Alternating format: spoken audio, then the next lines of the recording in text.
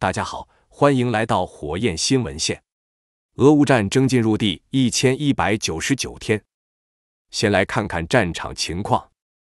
俄罗斯沃罗涅日州州长亚历山大·古谢夫6月5日在社交平台称，该州南部铁路轨道当天受损，多列火车停运。古谢夫还称，紧急情况部门正调查原因。多方面信息显示，铁路受损是因为埋设的爆炸物被引爆，是否吸烟不慎点燃了爆炸物，俄方正在统一口径。4天前，俄境内3处铁路被炸断，俄方称是乌特种部队所为。乌军总参谋部6月5日在社交媒体发文称，当天上午，在乌国家安全局等多个部门配合下，对布良斯克州的俄导弹部队聚集区发动了导弹袭击，导致俄导弹发射器发生爆炸。从影片上看，应该是受到了乌军战机发射的暴风阴影巡航导弹的精确打击。乌安全局最近捷报频传，大涨了乌克兰军民的士气。乌总参谋部称，位于布良斯克州克林奇的俄军第26火箭旅试图对乌克兰境内发动导弹袭击，袭击目标可能是乌首都基辅市。得益于有效侦察和乌军与乌国家安全局的配合，乌军对该火箭旅的导弹部队聚集区发动了袭击，俄军一个导弹发射器发生爆炸，另有多个发射器可能受损。乌方正在核实俄军损失情况。俄军第26火箭旅配备了伊斯坎德尔弹道导弹，发生爆炸的是伊斯坎德尔导弹发射器。这种弹道导弹距离短，速度快，很难被拦截。在乌军掌握远程精确打击工具后，摧毁俄导弹发射源头是最佳策略。昨天凌晨，乌军击中了布良斯克附近的一个俄军基地，成功击毁了一架米8直升机，击伤一架米24武装直升机，还击中了该基地的弹药库，据称弹药库里装的是导弹。位于萨拉托夫的恩格斯空军基地和梁赞州的加吉列沃空军基地也被击中，前者的燃料库被炸，引发大规模火灾，附近的米丘林斯克市进步兵工厂也被击中，后者的损失暂时还不清楚。就在这种情况下，俄罗斯国防部犯了一个大错，所谓最怕蠢人灵机一动。在俄罗斯国防部的要求下，俄罗斯网站 Yandex 对莫斯科以及其他地区的军事设施、军工企业等进行了打码处理，在数字地图上将这些乌克兰最渴望的重点打击目标明亮地点了出来。现在整个网络都能看到，相信乌克兰军队和情报部门不会放过俄罗斯国防部送出的免费情报大礼包。当地时间6月5日，乌克兰最高拉达主席鲁斯兰·斯特凡丘克在新闻发布会上明确表示，当前乌克兰并无将入伍年龄降低至18岁的倡议，也未制定相关计划。斯特凡丘克特别指出，在最高拉达内部并不存在涉及18岁起动员入伍的法案。就他所掌握的情况而言，也没有提议或审议此类法案的计划。此前，乌克兰最高拉达已通过决议，将入伍年龄从27岁下调至25岁。俄罗斯媒体不断炒作乌征兵困难，乌必须全民动员才能避免被灭亡的命运，甚至无中生有地编造出乌方将战至最后一人的恶毒说法。实际上，乌方按目前的征兵法律和做法，维持100万人的军队规模足以应对俄乌战争，这个军队总规模在欧洲仅次于俄罗斯，约80万地面部队，规模不仅与俄罗斯相当，而且是除俄乌之外其他欧洲所有国家的陆军人数总和，这是一个非常大的军队规模。6月以来，俄乌战争千变万化，但是战略逻辑一如既往的清晰可见。结合俄军近期强化波克罗夫斯克战场、斯拉维扬斯克战场攻势，乌克兰蜘蛛网行动及广泛的无人机战争，当前的俄乌战略对搏的核心逻辑有3：其一，俄军急于突破波克罗夫斯克托列茨克防线，威胁巴普洛格勒；或者突破恰西夫亚尔西维尔斯克利曼防线，威胁斯拉维扬斯克城市群，就此实现顿巴斯战场战略突破。这是莫斯科核心战略目标。截止6月7日，俄军持续发起攻势，攻占恰西夫亚尔城区、托列茨克等乌东要点，以及在波克罗夫斯克之西南外围突破 T0406 公路，在东部占领马林伊夫卡及截断 H32公路等等。显然，迫于近期乌克兰无人机犀利攻势，俄军正在乌东战场加大攻势作战等战略努力。其二，乌克兰需要以无人机加导弹远程精确打击俄军高价值目标，继续实施类似库尔斯克攻势等有效打击，消耗俄军战略力量及战争资源，对冲俄军战略收益和遏制俄军攻势战略企图。6月以来，乌军蜘蛛网行动炸毁炸伤俄军至少8-10架战略轰炸机及预警机，水下爆炸克赤大桥，破坏莫斯科航空运营。6月6日夜间再度袭击了多个俄军机场和军事设施等，都可以看作乌克兰进行深度战争的战略努力。无疑，乌克兰迫于俄军乌东战线攻势，也在绕开前线，加紧深度战争及远程精确打击。其三，俄乌双方在对方实现目标之前，任意一方抢先完成了己方目标，即可取得无可争议的阶段性战略胜利。现在从战场角度去看，俄乌围绕上述3大战略逻辑博弈已进白热化阶段，但是抛开挺俄挺乌的一惊一乍的夸张观点，不难发现，俄乌双方鏖战进入第4个年头，都难以在短期通过1-2次重大战役、重大打击转变战局。至少在2025年度，战争依旧是俄乌对峙对号态势。于是，国际政治和外交的博弈变动也就必将直接影响俄乌战争走向。在于是，从6月5日至7日，惊爆特朗普与马斯克互撕，也就成为观察国际政治异动的重要窗口。6月5日，马斯克激烈批评特朗普还吹为美丽法案的新经济政策，指责特朗普缺乏认知能力和渎职，提议万斯接任总统等等。旋即，特朗普及其团队、政治盟友等等也就发起舆论反击，瞬间二人恩怨及重大分歧惊爆全球。近日，特朗普嗨吹为美丽法案的新经济政策，为引爆马斯克与特朗普发生重大分歧的导火索。6月5日，马斯克推文简明扼要，就是激烈指控特朗普美丽法案提法荒唐，将导致美国国债激增，让美国人沦为债务奴隶，将导致今年经济衰退。事实上，美国多家经济智库及独立分析师对特朗普美丽法案发出警告，称该法案的支出削减没有通过减税来平衡，意味将在未来10年内增加超过2万亿美元的新国债。无疑，如此吹气球、搞跃进、要面子、更伟大的网红手法，确实是特朗普及其 Mega 所擅长。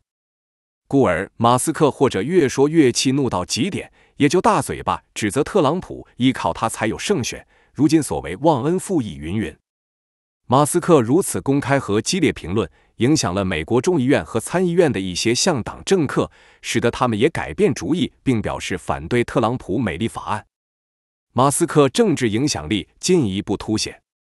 然而，特朗普毕竟是向党认定的政治核心人物和总统，故而向党政客即便各种狐疑，马斯克要想一蹴而就地搬动向党政治方向，撼动特朗普的交易，可能还是存在极大难度及需要一个过程。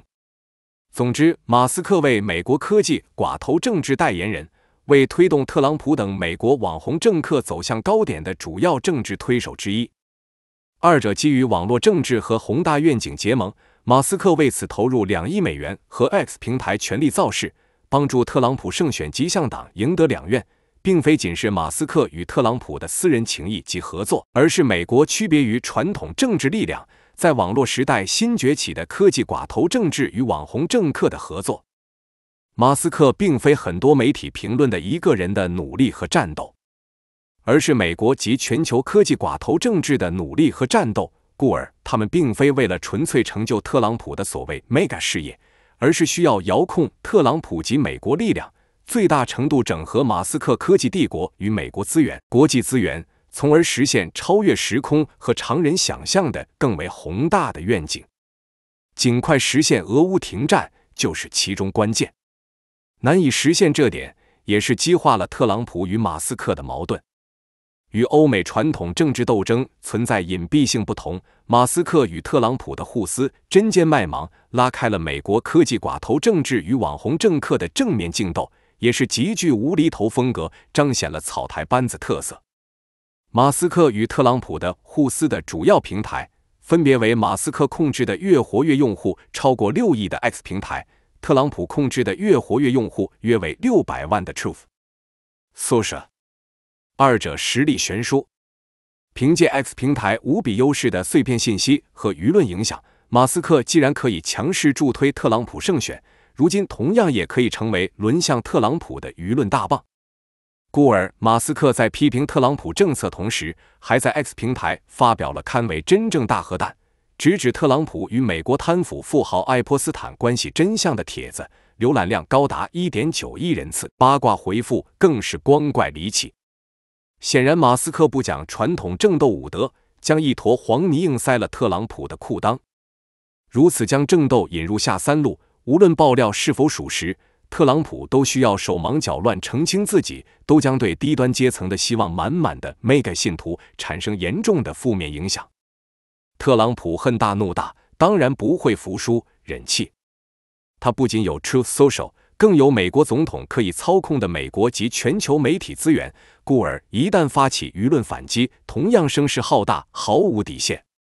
特朗普对马斯克的舆论反击，主要是隐喻马斯克可能怀念椭圆形办公室和权力，对离开白宫不满，羞辱马斯克患有特朗普神经病综合症及他就这么疯了，以及指认马斯克及其盟友为没有进入美国国家航空航天局核心体系，失去电车补贴和免税政策等等利益所展开的政治报复。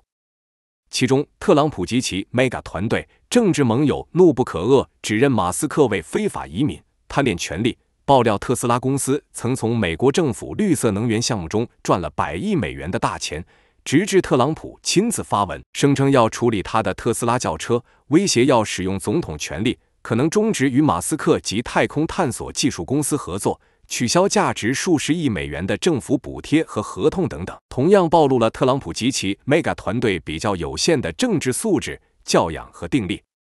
马斯克同样愤怒，也就激情暗示太空探索技术公司可能将退役了 SpaceX 龙飞船。美国宇航局与太空探索技术公司的合作，并非马斯克与特朗普的合作，而是美国为适应太空战略发展和方向的政府与企业的合作。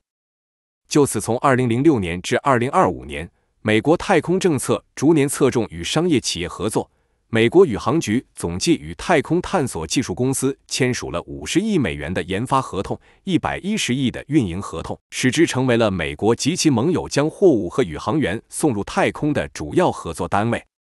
其中，太空探索技术公司的猎鹰9号更是美国太空宇航的绝对运载主力。SpaceX 龙飞船就是美国政府为升级猎鹰9号而主要投资机合作研发的未来宇航运载主力。综上可见，马斯克与特朗普都是极端强势、自负的牛人，斗气逞强，互相拆台，都拿美国宇航产业等国家重器作为制衡对方重磅筹码。然而，此刻他们的无数粉丝却又都在努力向上共情各自偶像，却无人想到美国利益为此饱受蹉跎。这届美国政府是否草台班子？答案呼之欲出。从俄乌战争视角去看，马斯克与特朗普矛盾不可调和，特朗普及其网红政治将受到马斯克及科技寡头政治压制，唯有2个选择，2个结果。选择之一，为对抗马斯克及科技寡头政治压制，特朗普将争取和联合欧洲及美国传统精英政治力量。为此，在夏秋期间，特朗普及其团队可能大幅修正科技寡头政治迫切需要的亲俄政策，明显转向援乌抗俄轨道。这个选择可以保障特朗普及其网红团队的后续执政及政治稳定。6月15至17日的加拿大 G7 峰会，泽连斯基或与特朗普会晤，将是最近阶段观察特朗普战略变脸的重要窗口。选择之二，继续亲俄政策及与欧洲及美国传统精英政治力量对抗，同时与马斯克及科技寡头政治正面对抗。这样恰如马斯克放风以万斯替代特朗普，特朗普及其网红团队未来必然存在极大政治变数。无疑，突发和公开的马斯克与特朗普的互撕是绝对利好乌克兰抗战的好消息。再来看看其他消息，50多个乌克兰的盟友和伙伴6月4日和5日在北约总部举行乌克兰防御联络小组会议，美国国防部长赫格塞斯依然没有现身。这次会议重点研究伙伴国出钱、出技术、出设备，全力支持乌克兰军工企业发展。6月4日，在布鲁塞尔举行的乌克兰国防联络小组会议之后，乌梅罗夫与国际合作伙伴宣布了一项新的国防生产计划，称其为战略转变。期间，伙伴国宣布了一系列对乌军援，除了我前2天介绍过的英、德、挪威等国家提供的援助外，乌方及其伙伴还宣布了以下援助。荷兰国防大臣布雷克尔曼斯表示，荷兰将拨款价值4亿欧元的一揽子计划，以加强乌克兰的军事安全。该一揽子计划将包括100多艘小型船只，包括巡逻艇、运输艇、拦截船和特种作战船，50多架海军无人机、其他武器系统、传感器、备件以及乌克兰专家培训。卢森堡国防大臣白有利宣布，到2025年底，卢森堡将增加对乌克兰的军事援助 50%。比利时宣布了一项长期计划，将在2029年之前提供10亿欧元的年度援助，比利时将向乌克兰转让1艘扫雷船。加拿大为无人机、电子战设备、IT 解决方案以及数量不详的野牛和土狼装甲运兵车拨款4500万美元。挪威将在2025年向乌克兰分配价值70亿美元的援助，其中包括7亿美元的无人机援助，重点是支持乌克兰国防工业基地，并向北约乌克兰安全援助和培训信托基金提供5000万美元。丹麦、瑞典、加拿大、挪威和冰岛首期将出资 4.28 亿欧元，以丹麦模式，即由乌军工企业为乌克兰军队购买制造武器弹药，预计在2025年总计提供13亿欧元。部分资金将来自冻结俄罗斯资产产生的收益。乌克兰国防部长乌梅罗夫6月5日宣布，又有5个国家比利时、瑞典、意大利、土耳其和爱沙尼亚正式加入援乌电子战联盟。他指出，电子战联盟是在乌克兰、德国和其他8个伙伴国的倡议下于今年4月成立的。德国作为联盟的领导，已经建立了一个采购电子战设备和服务的金融机制，所有这些都是为了作为国际军事援助的一部分，将它们快速交付给乌克兰武装部队。乌梅罗夫强调，电子战是现代战争的关键能力之一，它使部队能够摧毁、干扰并保持领先敌人一步。乌克兰预计很快就会有更多的合作伙伴加入这个联盟。他说，我感谢德国的领导能力、一致性和速度。一个强大的联盟意味着一个更强大的乌克兰和欧洲。从时间上看，德国牵头的这个援乌电子战联盟是让乌克兰在万一美国停止对乌情报支持的情况下，依然能保持战场态势感知能力方面的优势。今年3月，特朗普为了给乌方施压，宣布暂停对乌军事援助和情报支持，引发乌克兰和欧盟伙伴的极大震惊。随后，德国牵头组建了援乌电子战联盟，最初参加的国家包括德国、英国、丹麦、荷兰、立陶宛、拉脱维亚、波兰、法国、冰岛。电子战水平不但决定了交战双方的战场态势感知能力，而且决定了交战双方的电子对抗能力，或者说双方高科技武器能否发挥作用。电子战水平在其中的作用至关重要。欧洲对外行动署6月5日公布，欧洲理事会已接收挪威10亿挪威克朗的自愿财政捐款，已在欧洲和平基金框架内为乌军提供炮弹。今年4月，欧盟副主席兼外交防务专员卡拉斯宣布了一项雄心勃勃的目标，即到2025年由欧盟成员国向乌克兰提供200万枚大口径炮弹。许多人认为卡拉斯这个计划很难实现，因为欧洲炮弹产能不足，从国际军火市场上也很难采购到这么大规模的炮弹。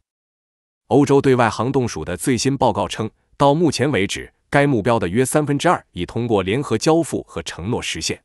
挪威的捐款充实了援乌200万枚大口径炮弹的目标。欧盟还将通过使用固定的俄罗斯资产的应计利息来为实现这一目标做出贡献。作为第二批资金的一部分，总共分配了 4.7 亿欧元用于大口径火炮弹药生产，目前正在支付中。跟朝鲜偷偷摸摸援助俄罗斯的那些炮弹相比，捷克、欧盟援乌炮弹才称得上大手笔。今天的分享就到这里，可以的话，希望你可以帮我点赞订阅，有什么意见都可以留言分享。谢谢你的收看，明天和大家再见。